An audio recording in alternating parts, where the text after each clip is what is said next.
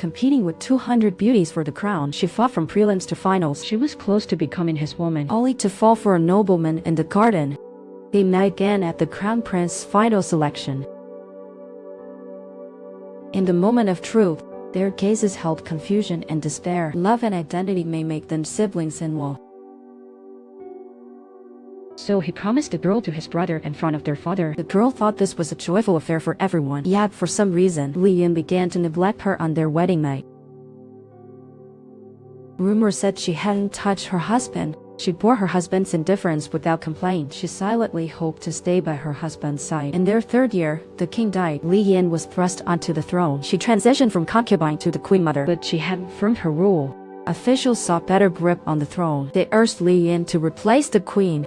The reason was that she had not borne Lee Yin any heirs. Lee Yin knew he held the title but had no real power. The palace was beyond his control. Only the queen truly belonged to him. To protect his queen and to curb the power of the officials, he not only ignored the council, but ordered the royal tailor to make new clothes for the ceremony. The princess was delighted to know Lee Yin defended her. To win Lee Yin's favor, the princess and maids repaired Lee Yin's ceremony robe. But a maid suddenly spilled it. The candle ruined the robe completely. With the ceremony tomorrow, the princess had to call the royal tailor in for repairs, but the royal tailor claimed fastest it'll take a few days to finish. Then an official proposed a solution. He heard there was a genius tailor in Henny. That person might resolve the princess's dilemma. The princess immediately ordered to bring the tailor. The tailor was captivated when he saw the princess. He instantly promised to fix the robe overnight. The tailor kept his word. The robe was not only fixed but also fit better than before. Lee Yin couldn't help but praise the princess. The praised princess wanted to thank Lee Yin. She called the tailor back to court and asked him to make clothing for Lee Yin. The tailor suggested the princess make lingerie for the king. The princess blushed upon hearing lingerie. She thought it felt a bit off. The tailor said the princess and king are wed. Gifting lingerie among spouses isn't shameful. It could enhance their relationship. The princess thought of it and found it wise.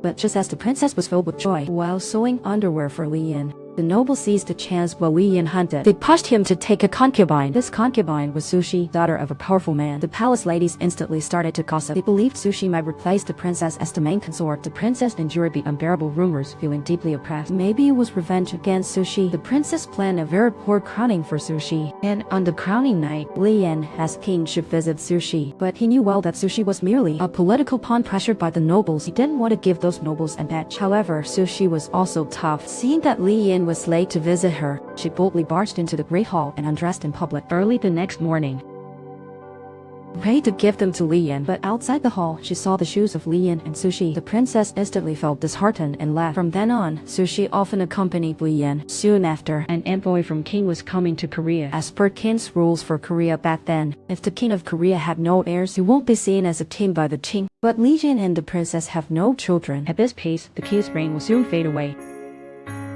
At the king envoy's visit celebration, to give the princess position to Sushi, to present Sushi to the envoys as the first lady. They merely want to forcibly dethrone the princess. Lee Yin is extremely unwilling, yet feels helpless. Who made him the king chosen by them? This reminds him of when he was oppressed by his brother as a child. As a child, he asked the maid for meat, but his brother seized it to assert his title as heir. He not only took his meat, but also chewed it and spat it out before him. In the end, he got just a tiny piece. When his brother chose a bride for the heir, he realized he liked one of the candidates too. To make him realize who the true heir was, his brother made sure the current princess lost and pretended to kindly betroth the princess to him. The girl he originally liked was treated like meat, tossed to his brother. Lee Yin, with his pride, could never accept this. Seeing the princess felt as if he was facing his own shame. So he loves the princess but still ignores her. Now he possesses the world, but remains controlled by the powers, unable to act at his own will. He learns she'll act as the princess soon, replacing the princess' position. She quickly orders the royal tailor for a stunning dress, but the princess feels down and won't attend. The princess shouldn't hand over her position. He promises to create the most magnificent outfit for her, to make her the shining star of the event. The princess is finally swayed to ensure the dress fits perfectly. The tailor personally measures the princess's dimensions. The celebration day has finally come. Soo-hee appeared in a gold-purple gown and big bloom. The officials and king envoys present praise her extravagantly. As Soo-hee is about to sit on the princess' throne, the tailor opens the door to the celebration for her. The princess slowly walks toward the throne in a moonlight white gown. The gown is adorned with 3 zero pearls. The trailing gown appears both magnificent and noble. The golden phoenix pin truly highlights her, the presence of a nation's mother. Even the king envoys rise to greet her. Beside her, Soo-hee is overshadowed. The princess attire gives plenty of face to Lee Yin. She firmly retains her position as the princess. After the event, Lee Yin is in a great mood. He decides to let go of his grievances and return to the princess. However, when he cheerfully arrives at the princess' chamber, he found the princess alone with the tailor. The princess explained that the tailor was just saying goodbye. Yet the insecure and suspicious Lee Yin sensed some trickery between them. Today, I seen it to come at the wrong time. Jealous, Lee Yin angrily waved his leave and left. At this moment, Sushi whispered to Lee Yin. Palace rumors spoke of the princess and the tailor's affair. The tailor measured the princess himself. Lee Yin was fully enraged. He thought at least the princess belonged to him in this palace, but now he felt the princess had turned against him. Furious, he aimed to kill the rival tailor.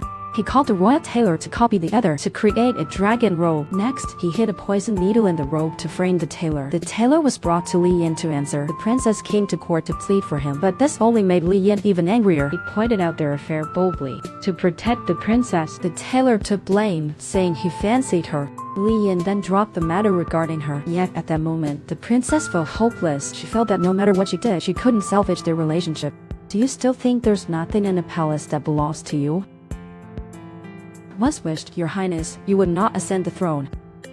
I can never forget the day I became your concubine. Your Highness glanced at the late king. But I thought I could make you happy. We're quite pitiful. What can change now? You cannot let go of the past, and I cannot let go of you. Enough!